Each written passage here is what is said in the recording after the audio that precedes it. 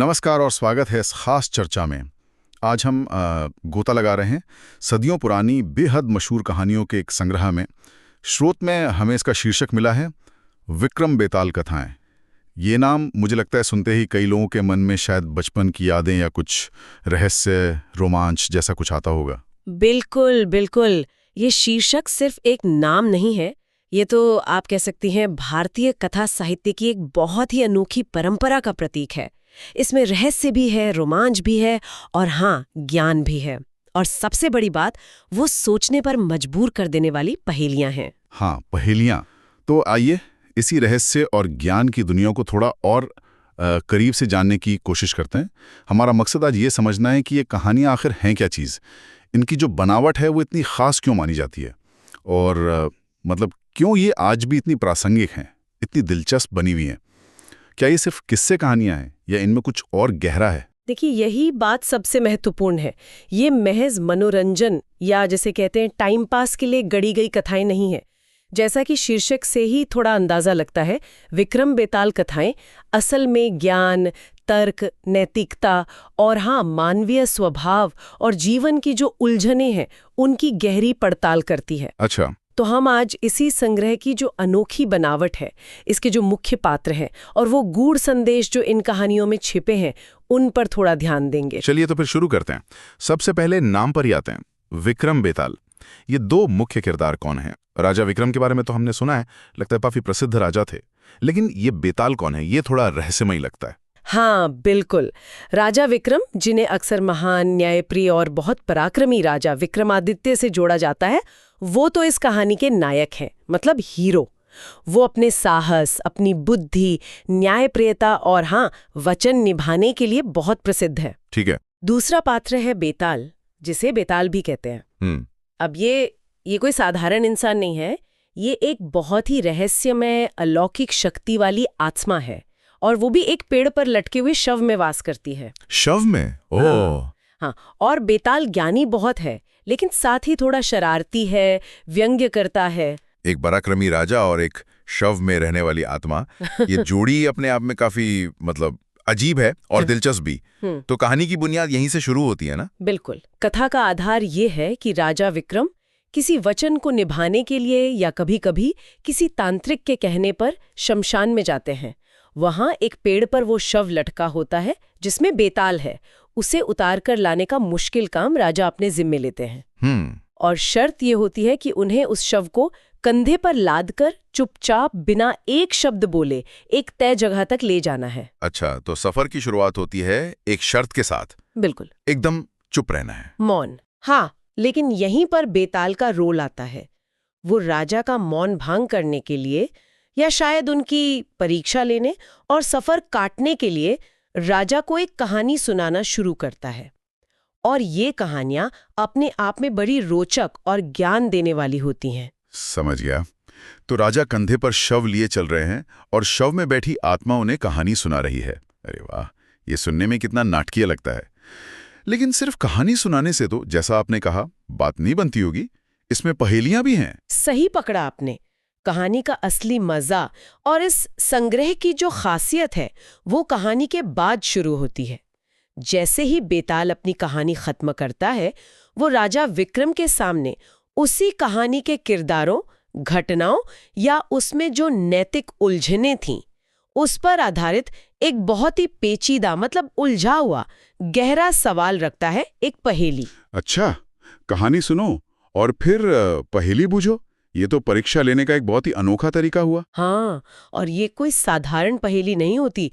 ये सवाल अक्सर राजा को धर्म, न्याय, कर्तव्य और मानवीय व्यवहार की ऐसी कसौटी पर कसते हैं जहां सही और गलत के बीच की लकीर बहुत धुंधली हो जाती है।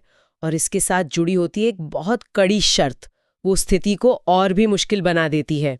शर्त? एक और शर्त? वो क्या है? पहले चुप रहने की शर्त, अब एक और?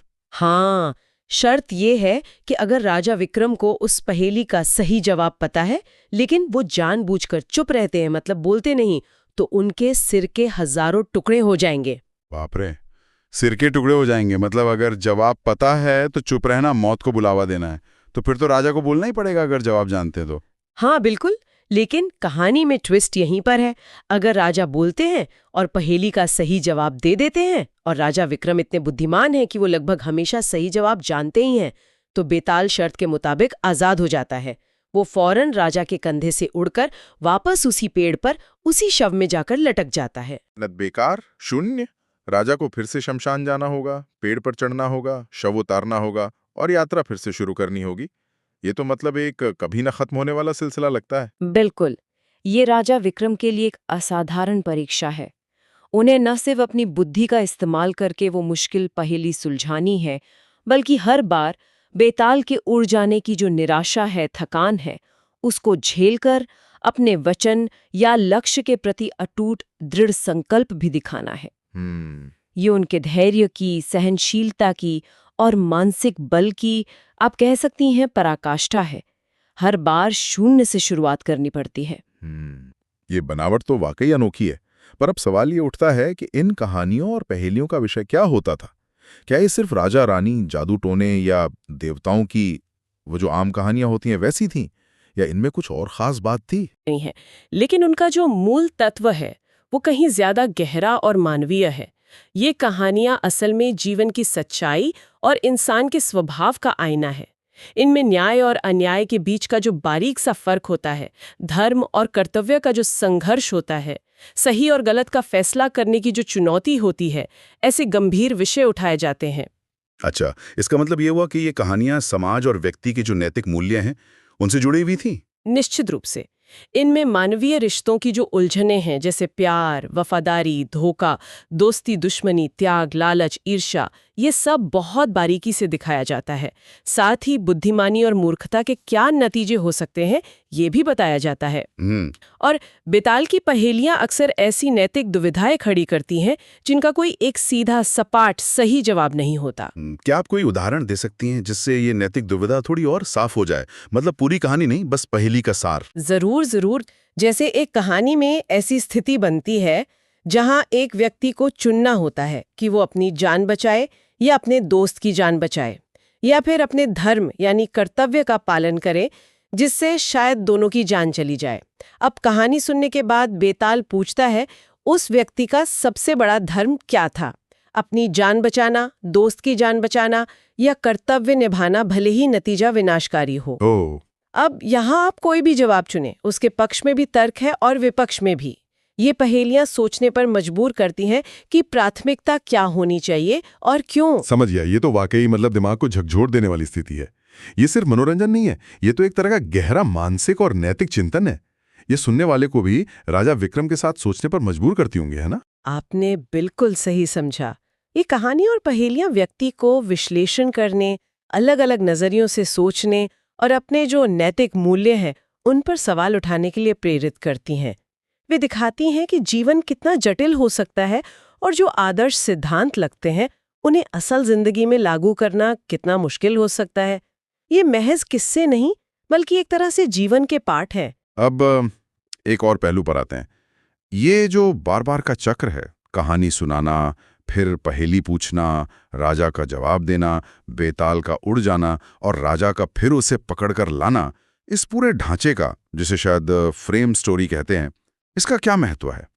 ये सिर्फ कहानियों को एक साथ पिरोने का धागा है या इसका अपना कोई गहरा अर्थ भी है? हाँ, ये फ्रेम स्टोरी यानी वो मुख्य कहानी जिसके अंदर कई छोटी कहानियां आती हैं, ये सिर्फ एक ढांचा नहीं है। ये अपने आप में बहुत महत्वपूर्ण है और इसके कई गहरे अर्थ हैं। यहाँ आकर्षक बात यह है कि ये जो दोहराव वाला ढांचा है ना, ये सिर्फ विक्रम के चरित्र को ही नहीं उभारता, बल्कि ये ज्ञान पाने की जो प्रक्रिया है उसी को दर्शाता है। ज्ञान पाने की प्रक्रिया, वो कैसे? थोड़ा और समझाएंगी? आप सोचिए, क्या सच्चा ज्ञान या कोई गहरी समझ एक बार में मिल जाती है? नहीं, बिल्कुल नहीं मिलती ना। उसमें मेहनत लगती है, बाधाएं आती हैं, कभी कभी असफलता मिलती है, निराशा होती है, लेकिन लक्ष्य तक पहुंचने के लिए बार बार उठकर कोशिश करनी पड़ती है। हर बार बेताल का उड़ जाना वो ज्ञान के रास्ते में आने वाली एक चुनौती या परीक्षा की तरह है। अच्छा। और राजा विक्रम का हर बार उसे वापस लाना ये दिखाता है कि ज्ञान की खोज एक लगातार चलने वाली, धैर्य और पक्के इरादे वाली यात्रा है। ये अपने आप में एक कह सकती है मेटा टीचिंग है, मतलब कहानी कहने के तरीके से ही कुछ सिखाया जा रहा है। वाह, ये तो बहुत ही दिलचस्प नजरिया है। मतलब ये फ्रेम स्टोरी सिर्फ विक्रम की कहानी नहीं है, बल्कि ये सीखने की प्रक्रिया का ही एक रूपक है, एक मेटाफर है। और ये विक्रम के किन गुणों को खास तौर पर दिखाती है? सबसे पहले उनका अदम्य साहस। सोचिए, रात के अंधेरे में शमशान में जाकर एक वेताल से बार बार निपटना, ये कोई मामूली बात नहीं है। दूसरा, उनकी वचनबद्धता। जिस काम का बीड़ा उठाया है उसे पूरा करने के लिए किसी भी हद तक जाना। तीसरा, उनकी असाधारण बुद्धि। हर बार उस मुश्किल पहेली का बिल्कुल सही जवाब देना। और चौथा, उनका धैर्य और दृढ़ संकल्प। बार बार असफल होने या पीछे धकेले जाने के बावजूद हिम्मत न हारना और लक्ष्य पर बने रहना। ये सारे गुण मिलकर उन्हें एक आदर्श नायक बनाते हैं। यहाँ एक और बात मेरा ध्यान खींच रही है। एक राजा जो सत्ता का प्रतीक है, उसे एक विताल जो मतलब सामाजिक व्यवस्था से बाहर है, एक शव में रहता है, वो बार बार चुनौती दे रहा है, सवाल पूछ रहा है। ये क्या शक्ति संतुलन के बारे में भी कुछ कहता है? अरे वाह, ये आपने बहुत अच्छी बात उठाई। ये वाकई में शक्ति के जो पारंपरिक समीकरण है उनको पलट देता है। यहाँ ज्ञान, तर्क और सत्य के सामने राजा का पद या उसका अधिकार वो छोटा हो जाता है। बेताल अपनी स्थिति के बावजूद राजा को सवालों के कटघरे में खड़ा कर सकता है, क्योंकि उसके पास ज्ञान और तर्क की शक्ति है। ये दिखाता है कि सच्ची शक्ति ज्ञान में है, न कि केवल पद या ताकत में। ये उस जमाने के लिए भी एक बहुत क्रांतिकारी विचार रहा होगा, है ना? हाँ, बिल्कुल। तो अगर हम इस पूरी चर्चा का एक सार निकालने की कोशिश करें तो विक्रम बेताल कथाएं सिर्फ भूत प्रेत और राजा महाराजा की रोमांचक कहानियां नहीं हैं, ये उससे कहीं ज्यादा गहरी हैं। निश्चित रूप से ये भारतीय कथा परंपरा का एक शिखर है, जहां मनोरंजन के साथ साथ ज्ञान, नैतिकता, दर्शन और यहाँ तक कि मनोविज्ञान का एक अद्भुत मिश्रण देखने को मिलता है। और इनकी जो अनोखी बनावट है, कहानी के अंदर कहानी, फिर उस पर आधारित पहेली और वो शर्त जो राजा को बोलने और सोचने पर मजबूर करती हैं, ये सब मिलकर इसे एक तरह का इंटरैक्टिव अनुभव जैसा बना देती हैं, भले ही पढ़ने या सुनने वाला सिर्फ श्रोता हो। हाँ, और जिन विषयों को ये छूती हैं, न्याय, कर्तव्य, मानवीय रिश्ते, सही गलत की पहचान, वो आज भी उतने ही प्रासंगिक और सूझने लायक हैं। बिल्कुल। ये कथाएं हमें सिखाती हैं कि ज्ञान सिर्फ जानकारी या तथ्यों को रट लेना नहीं है। असली ज्ञान तो उस जानकारी का विश्लेषण करने, उस पर गहराई से विचार करने, मुश्किल सवाल पूछने और जटिल परिस्थितियों में नैतिक निर्णय लेने की क्षमता में है। बेताल की पहेलियां हमें जो आसान, सुविधाजनक जवाब होते हैं, उनसे आगे बढ़कर सोचने पर मजबूर करती हैं। वे हमें जो स्थापित मान्यताएं हैं, उन पे भी सवाल उठाने को उकसाती है ना, कि क्या जिसे हम हमेशा से सही मानते आए हैं, वो हर स्थिति में, हर नजरे से सही है भी या नहीं? हाँ, वे बहुआयामी सोच को बढ़ावा देती हैं। वे दिखाती हैं कि एक ही स्थिति को कई नजरियों से देखा जा सकता है और हर नजरिए में कुछ ना कुछ सच्चाई हो सकती है। यही इन कथाओं की सबसे बड़ी खूबी है। ये कोई अंतिम पका पकाया जवाब नहीं देती, बल्कि पाठक या श्रोता को खुद सोचने और अपना निष्कर्ष निकालने के लिए प्रेरित करती हैं। ये दिमाग के लिए एक अच्छी कसरत की तरह है। और ये सब कुछ इतने मनोरंजक ढंग से किया गया है कि पता ही नहीं चलता कि हम कब कहानी सुन रहे हैं और कब जीवन के गहरे सबक सीख रहे हैं। ये संतुलन साधना वाकई कमाल का है। सही कहा आपने। ये कथाएं दिखाती हैं कि सीखना और मनोरंजन साथ साथ चल सकते हैं। कहानी कहने की कला का इससे बेहतर उदाहरण मिलना मुश्किल है, जहां ज्ञान को बोझल बनाए बिना इतने रोचक तरीके से पेश किया गया हो। इनका सांस्कृतिक प्रभाव भी बहुत गहरा रहा है और ये पीढ़ी दर पीढ़ी सुनाई जाती रही हैं। वाकई सदियों पुरानी होने के बावजूद इनमें एक ताजगी है, एक ऐसी अपील है जो समय के साथ फीकी नहीं पड़ती। अच्छा, अब इस चर्चा के अंत में हमेशा की तरह हम अपने श्रोताओं के लिए एक सवाल या एक विचार छोड़ना चाहेंगे। जरूर, ये परंपरा अच्छी है, जारी रखनी चाहिए। आज हम सूचनाओं के एक महासागर में जी रहे हैं। हर तरफ से जानकारी, डेटा, विचार, सब कुछ हम पर बरस रहा है। हमें तुरंत जवाब चाहिए, फटाफट समाधान चाहिए। ऐसे में क्या हम गहराई से सोचने, मुश्किल सवालों से जूझने और नैतिक दुविधाओं पर विचार करने से कहीं कतराने तो नहीं लगे हैं? सोचने वाली बात है। तो सवाल ये है, आज के इस इंस्टेंट आंसर वाले युग में क्या हमें भी किसी ऐसे बेताल की जरूरत है? कोई ऐसी चुनौती, कोई ऐसा सवाल जो हमें रुककर सोचने पर मजबूर करे, जो हमें आसान जवाबों से परे ले जाए और उन पहलुओं पर गौर करने को कहे जिन पर शायद हम सोचना नहीं चाहते, भले ही उसका सामना करना थोड़ा असहज या चुनौतीपूर्ण क्यों ना हो। इस पर जरूर सोचिएगा।